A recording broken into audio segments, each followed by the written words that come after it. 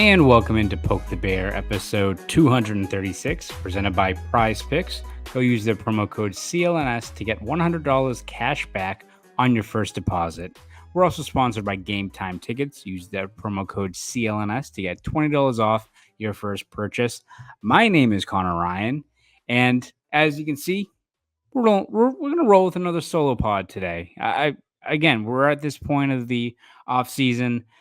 Not a whole lot going on with the Bruins. There's some rumors here and there. We've discussed the Jacob Chikrin rumor with Lena Zolmar. We've discussed Marty Natchez. Evan and I discussed, looking at the New Jersey Devils and whether they could move the number 10 overall pick in a trade for Ullmark. We've covered a lot of those things. And again, it's not anything tangible right now. So as we try to speed things up here a little bit and get moving towards the fun stuff, the actual tangible stuff of looking at the NHL draft and looking at free agency and all that stuff that, again, all seems to be bunched together at the end of June, early July. Maybe let's just roll with the standard path that we go to during these solo pods and do a little bit of a mailbag here. So as always, I reached out to the fine people on X, Twitter, whatever you want to call it these days, and asked for some input, asked for a few questions of the Bruins, where they are right now at this point of the offseason. What do you like to see from this team moving forward? So might as well just dive right into it, right? What else are we going to talk about? What else am I going to say to you guys as I speak into the void here for these questions? So let's lead off with a question from Brian at Rusty Graham, who asked, given cap room picks, prospects, and roster, Bees have a lot of options. Correct. What's the one player you want them to get the most via trade, signing, whatever? Oh, well, first of all, thank you for the question, Brian. Who do I want? Well, it's obvious. It's Leon Draisaitl. What are we talking about here? No, again, I feel like once we get to the Draisaitl discourse, one, we have to see what the Oilers do, and two, I feel like Draisaitl discourse is going to be my break case of, break glass in case of emergency. Right? If we're at that point, it means we have nothing else to talk about. I don't see it being a really tangible thing that's going to happen. Rarely have players of that caliber get dangled on the market or hit free agency. Would be great. I just don't see it, to be honest with you. But in terms of realistic options for this offseason, I think the obvious one's got to be Elias Lindholm, and we've talked about him quite a bit, so I won't go through the usual spiel, but I just think you look at where that's an upgrade of a spot on the depth chart. The Bruins desperately need someone else in there. And Elias Lindholm is a guy that should be able to impact the game positively for this team, and not just his own play, but he makes just so many other guys better around him, not just the guys on his line. But if you get Lindholm and you're able to move Zacha further down the lineup, you're able to move him to wing where he thrived in that first year with that all check line. If you're able to, again, I think the best case scenario is moving Charlie Coyle, who, again, showed this past year that he can be a capable top six player when needed. But if all of a sudden you have this guy who had a career year and you can put him back down on the third line, and your third line next year is Morgan Geekie, Charlie Coyle, Trent Frederick, it's a pretty good third line. That's a line that I think you feel really good about. And we'll talk about Matt Poitras. We've had a few questions about him as well. But if you're just looking for a veteran established grouping there in your bottom six, you cannot go wrong with what a grouping of Coyle, Frederick, and Geekie can provide you in these games. So a lot to like about, not just Lindholm, what he provides in terms of his defensive game, which the Bruins obviously prioritize. You look at his faceoff numbers, which are an automatic upgrade. That's something you desperately need further up in the lineup to get that off, get that puck possession. But I just think also Lindholm has more to give. And yes, in a perfect world, is he a bona fide franchise top line center? Probably not. But he's probably, you know what he is? He's a lot better than what he was last year, where he was on a dreadful Calgary team. Was put out of position for quite a bit during his stint in Vancouver. And then what do you know? They kind of figured out how to use him in the playoffs, and he scored some big goals for them. So even if he's not this top line fixture, if he's your 1C next year and he's your 2C down the road as you're able to continue to assess your options, that's pretty good for a guy that I think is a barometer, can give you 60 points while playing good two-way game, maybe even more. Like maybe he's a 70-point guy if he's stable next to Pasternak. And I saw a few comments, either was on YouTube with these recordings, or maybe it was on Twitter, X, whatever we're going to call it these days, about how the Bruins don't need a 60-point guy. They need an 80-point guy. So does every other friggin' team in the NHL. Every team would like an 80-point centerman. They don't grow on trees. They're not there in free agency. They're really not there via trade unless it's some guy that takes a huge step forward. So you got to make do with what you have. And if making do with what you have is Elias Lindholm, you got a pretty good player that moves the needle for you. And again, makes so many guys around you better. So I think Elias Lindholm is the obvious pick there. And I'll also put Marty Necas. But Marty Necas, in terms of what I think could be the best case scenario of what the Bruins can get in a trade for Linus Ullmark. And again, you probably have to throw something else in there to make it work. I still don't know whether or not Marty Necas is a centerman. I know he wants to be one, but the numbers don't really reflect that and how he was utilized in Carolina. But that just seems like a trade that if you're not looking at draft capital and you're not looking at like the number 10 pick, if that's something that's available for the Bruins, but if Necas is a guy that you can pick up that is 25, is a talented player, adds to an area of deficiency on your team in terms of scoring punch, playmaking, speed, that would be the Bruins making the most of a situation where they're trading a valuable asset in Ullmark. So I would say that those are the two guys that really stand up to me in terms of realistic options. I would say those are the two guys that, if they're able to get one, if not both, which we'd see how that money would work there, those are the two guys that stand out for me. So once again, thank you for that question. We'll move on now to one from Mama Cars at Patrice Carson, who asks two questions. First of all, do they keep Pat Maroon, and will the Panthers beat the Oilers? Maybe let's work backwards there in terms of Panthers Oilers. I got Panthers in 6. I just think like McDavid and what the how top heavy that team is. And again, it's top heavy, but you've got multiple cheat codes on that Edmonton team that can take over a series. So it would not surprise me if this prediction's wrong. But I just think you look at Florida and how dominant they've been and how deep that team is, where they've got so many guys that can be the hero on any given night. They have defensemen that, clog up grade A ice. They can activate down the other end of the ice and make plays. Sasha Barkov is having an unbelievable run for this team right now. It's not like they're, Bobrovsky's made timely saves. Is he still like a world beater in net?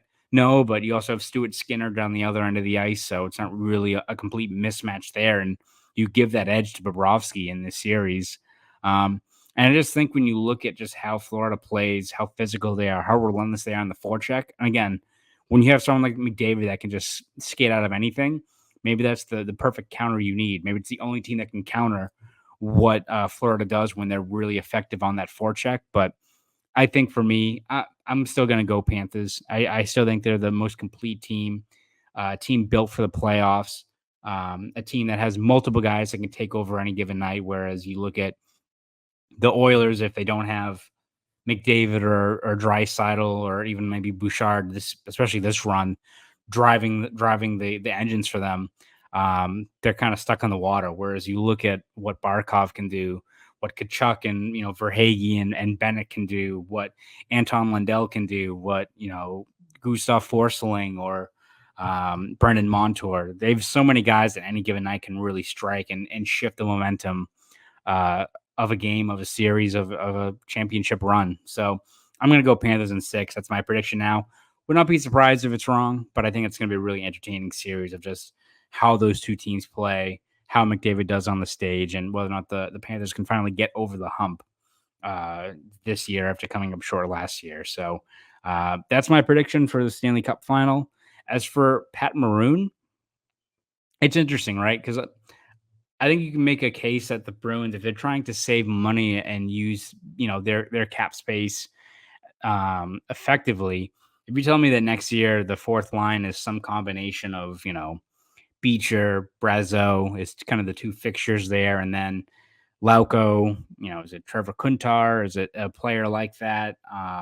You could like a guy like Riley Duran make a huge leap forward. Like there's a lot of guys down, in Providence in the system and, on the team with Beecher and Brazo and Lauko that could make a lot of sense if you're just going to roll that group and let them develop. And there's, should be more to give with guys like Beecher and Brazo, especially. I still wouldn't be surprised if the Bruins, kick the tires on Maroon and just see what the price is. I think it's the biggest thing. Sweeney also mentioned during his last press conference that check on Maroon's health, which see how maybe the state of his back is after going through those procedures. But if like the money's right, and we're talking about like, league minimum 1 million with incentives, and he can be a guy that maybe he's not in there every single night, but a guy that's a veteran can pull people in the right direction. I think you saw where his presence was. Maybe he didn't see it on the ice. He didn't, wasn't able to drop the gloves with Sam Bender, or no one wanted to drop the gloves with him. But his accountability, his way, he talked with the media, the message that he kind of preached in, those two playoff series this spring. Just he does seem like a guy that can bring value. It's just, brings value to the team, brings value to the locker room. It's just how much is that value worth in terms of dollars and cents. So I think the Bruins would love to have him back. Just depends on what the ultimate price is going to be. So thank you for that question. We'll keep on diving into more of these. But before we do that, take a quick break, hear from our good friends over at Prize Picks. The finals are right around the corner, and it's time for you to get in on the playoff action and win up to 100 times your cash with Prize Picks, as you and the world's best players take the game to a new level with a title on the line. With Prize Picks, you can turn $10 into $1,000 in a single game watching your favorite sports this summer. You can make a Prize Picks lineup in as little as 60 seconds. You just need to pick more or less on 2 to 6 player stat projections, and you're locked in. Prize Picks is America's #1 fantasy sports app with over 5 million active members. Get in on the daily action with your friends and become part of the Prize Picks community today.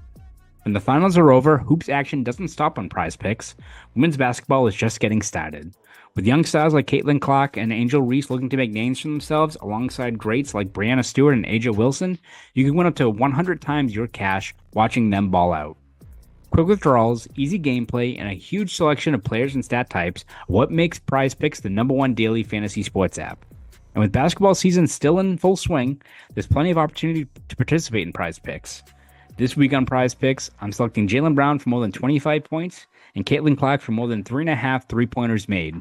So download the Prize Picks app today and use code CLNS for a first deposit match of up to $100. Again, use code CLNS for a first deposit match of up to $100. Prize Picks. Pick more, pick less. It's that easy. Now, let's get back to the show. Once again, shout out to our good friends over at Prize Picks. All right, let's move on to the next question here. This is from Dido Time 13, who asks, would it be prudent for the Bruins to make a trade for Alex Tuck, 2 years left at $4.75 million, as a second line right wing? Also, could we trade Brennan Carlo, making $4.1 million, and sign Brett Pesce as the second pairing right-handed defenseman? Clear upgrade and probably cost between $5.5 $6.5 million per year. Both moves make us better and tougher to play against and don't eat up tons of cap space. Thoughts? So I would say I'm not moving. I think Brennan Carlo's arguably been probably their most consistent defenseman over the last couple of years. Now that I think it seems like his concussion issues as a whole haven't really spread out too much. I know he dealt with something earlier on this year, but I think you look at what he's making in terms of, that cap hit for a guy that can play 19, 20 minutes a night, is great on the PK, is sound in his own end of the ice. I think that's a contract, especially you look at just how much the cap's going to jump up this summer. You look at next year and how much the ceiling's going to jump up more and more. You're going to have more and more of these guys like Carlo who may not be flashy. You may think that they don't bring a lot of value because they're playing a lot of heavy D-zone minutes and a lot of D-zone stats. But I do think Brennan Carlo is a guy that contract's already pretty good value, and it should keep on getting better. And when you look at just his age, how he's played the last couple of years, I think that's one spot of the lineup. Yet you don't really touch. And again, I think Brett Pesce's a very good player. He's dealt with quite a few injuries, and it's kind of the inverse of Carlo. He's dealt with a lot of injuries lately that you look at the mileage he's had, and again, he in his prime the last couple of years with Carolina was a force. Fantastic, underrated defenseman, one of many underrated defensemen on that Carolina team. But you look now at the year he had, the injuries that have kind of popped up lately. I don't think you want to be the team giving him that contract, even though he has had an impressive run. And it just seems like his market right now is going to be interesting to see how it all kind of plays out. But I wouldn't touch Carlo and replacing him with Pesce. The Tuck one's interesting because I believe it was Elliot Friedman who reported way back when that the Bruins and I think the Rangers had kicked the tires. And that might have been a little bit more of speculation from Elliot's perspective in terms of what teams were reaching out. But he mentioned, I think, that the Bruins and Rangers were two teams that were interested in seeing if Alex Tuck would be available in a trade. And again, if you're looking at acquiring assets through deals like that, guy like Alex Tuck makes a lot of sense if the Bruins are going outside of the box for a guy that, has size. I think he's 6'4", can use that frame to win puck battles, is good at the net front, high motor kind of player that has produced in the past as well, whether it's with Vegas or with Buffalo. Um, Obviously, his went to BC. His brother Luke went to BU, so he's got those ties as well. Which seems like you always have to draw those connections when it comes to the Bruins and who they want to target out in free agency or the trade deadline. But that is an interesting one. Like I feel like the price is going to be steep, and when it comes to the Bruins and what their trade assets are or what have you, that becomes a little bit tougher. So we can talk about Linus Olmark and what his return is till the cows come home, because that's an obvious one. It's an area the Bruins can part ways with. What's going to be the asking price if the Sabres are really serious about moving on from Alex Tuck? Because again, if the money's right, if the trade assets are right, Bruins would love to have him. But are we talking like Mason Lohrei? Are we talking Nat Patra? Are we talking a player like that? Because again, Tuck makes you better, but do you want to give up some of those blue chip prospects in order to bring him aboard? So I think that's what it comes down to. Maybe we'll hear more about this later on this offseason when it comes to Tuck and whether or not he is available. But that is just something I think it's important to ponder when it comes to the Bruins acquiring a player like that and what it's going to cost. Because I really couldn't tell you, but it feels like when you look at what that contract is with Tuck and what the production has been, how his skill set seems to be something that a lot of teams have coveted the last couple of years, I think it's going to be a pretty penny in terms of giving up a pretty good young player or two or three to pry him out of Buffalo. So we'll see how that develops, but that's a good call on your part in terms of bringing up a player like that maybe is outside of the box, but fits the bill as to what the Bruins should be looking at in terms of what players they should be kicking the tires on at this point of the offseason. All right, we move on to the next one. This is from IceFrog67, who asks, what are your thoughts on the potential roles for Lysell, Merkulov, and Patra next year? The Bruins want to generate more offense. They may need to give some dynamic young players a chance on the top three lines.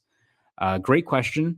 It is going to be fascinating to see how they approach this, right? Because you make a great point that if the Bruins are looking for more offense, maybe it's the patient approach with some of these players that have kind of shown what they can do, whether it's Patra last year in the NHL during those brief spurts, or what a guy like Merkulov and Lysell have done down in Providence. Like, how much are you going to glean out of, Merkulov and Lysell that continue to put together strong performances during, against AHL competition? Like, we know that Merkulov, if he's playing in Providence next year, is probably going to be a point per game guy.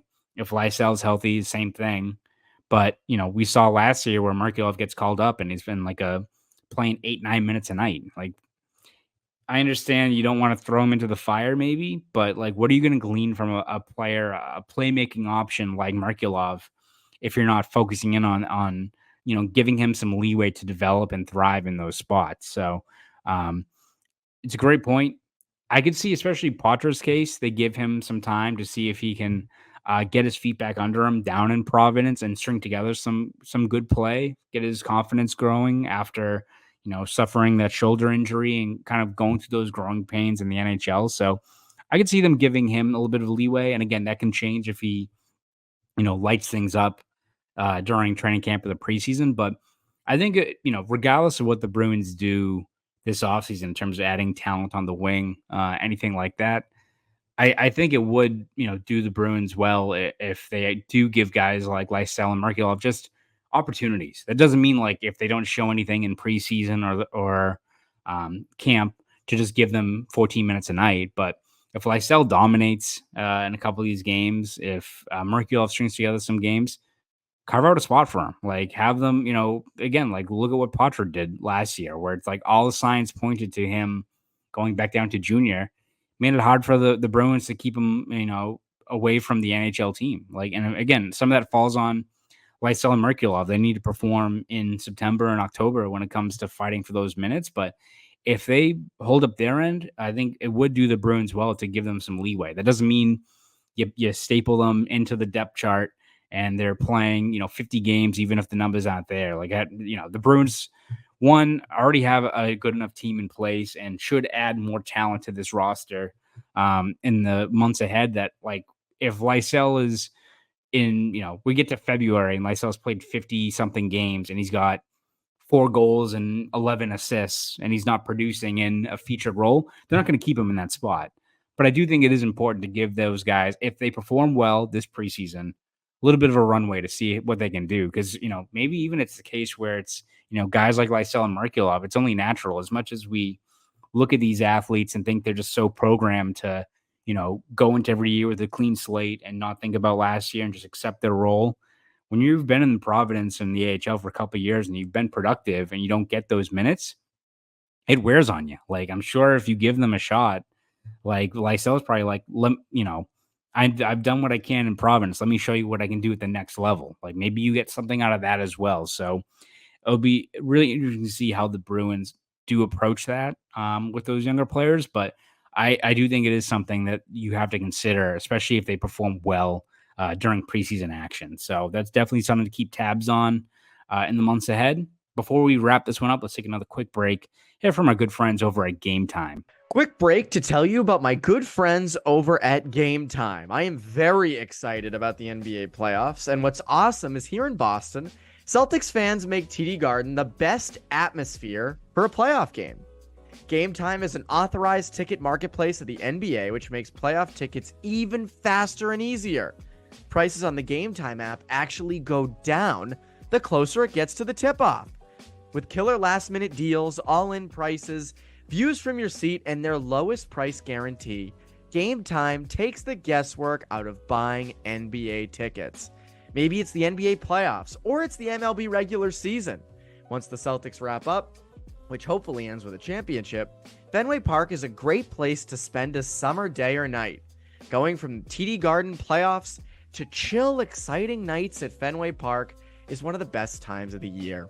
With Game Time, there's last-minute deals. Save up to 60% off buying last minute for sports, concerts, comedy, theater, and there's flash deals. Save even more with exclusive in-app deals on select seats ahead of the game or event.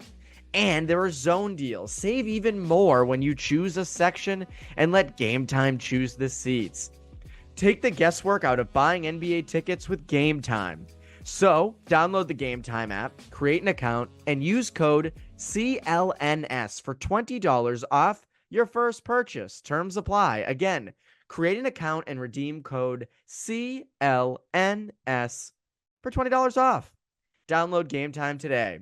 Last minute tickets, lowest price, guaranteed. Now, back to the show. Once again, shout out to our good friends over at Game Time Tickets. All right, might as well end this with one more question from our mailbag. This one's from Liam McPoyle. I hope not the actual Liam, but he asks, increasing team toughness or scoring depth, both are important, but which is more so to improve this team's playoff success? Great question. Tough question, Liam. But if you ask me, like, one, you can also find ways to address both, right? If you're able to get players that, and again, you're not going to find a Sam Bennett or a player like that on the open market, but guys with speed that can win puck battles, can add more scoring punch. You're able to kind of kill two birds with one stone if you find those players. Now, who is it, right? Is it Is it Elias Lindholm, who, isn't really maybe a bruiser, but has a high motor, addresses an area of need? Chandler Stevenson has a really high motor. He's a guy that could help you out in that regard. So I think the Bruins have to view this as, and it's something that I think you saw with how Neely even mentioned speed. The last couple of years, it's been like getting into inside ice, being more physical. This year was about speed. It's like, I feel like the Bruins probably felt like they had a lot of heft and a lot of size on their team, especially up front. And just because, like, you had Pat Maroon and he wouldn't, he didn't get a heavyweight bout with Sam Bennett, which again, like Sam Bennett wasn't going to fight. Maroon mentioned that, like, he's not going to get an instigator penalty and put his team, at risk in a critical game. Like, if you're doing that and you're a Bruins fan, you're pumped about that as the Panthers score 2 power play goals against you in a critical elimination game. I'm sure that feels great. Probably feels great in the moment, and then you wake up the next day and realize that cost you a playoff series and a season. Like, that wasn't going to happen at any point when the Panthers were not going to engage back at wherever Maroon was trying to do. So I do think the Bruins have, a good maybe foundation in terms of having guys that can, do a little bit of both, right? Can impact the game with their speed, and there's more to give in those roles, right? Like, even a guy like Johnny Beecher is not a bruiser per se, but he's a big body that skates really well, wins puck battles, and should continue to grow in that role. So when you look at the guys they already have on this roster, like a Beecher, like a Geeky, who's, able to land some hits, he's not like a bruiser or a brawler or anything like that. Frederick, guys like that. And you're able to maybe like add just one more guy on the blue line that can provide that, like a Brendan Dillon, someone like that. I think you're in a pretty good spot toughness wise. And again, we'll cycle back on this. If the Bruins get out muscled in a playoff series next year, bring this back and call me out on it. But I think in terms of the most obvious thing, it's got to be the scoring depth. I think it was Jim Montgomery said you can't win games 2-1 in the playoffs every single night. And I do think that's the easiest avenue for the Bruins in terms of, getting themselves over the hump. I think they have some toughness. They have a little bit of grit to their team. You can always add to it, and I think they'll find guys that can maybe do a little bit of both, as I mentioned before. But I do think you just need more scoring punch. You can't win all these games this close. You can't put all of the burden on Jeremy Swayman to bail you out night in and night out. It's just not feasible, not tenable. It's not a winning formula. So if you had to ask me, I would say scoring depth, it has to be probably the more critical thing right now at this stage of the offseason. So that will do it for our latest solo mailbag episode. I always enjoy doing these. I always enjoy getting all these questions. You guys always nail it with what you're sending along in terms of the top topics of the day, what we should focus on, all that good stuff. So thank you all so much for, sending along those questions, listening in, all that stuff. And we'll be back next week with another episode of Poke the Bear. So I'm Conor Ryan. You fans have a great rest of your week.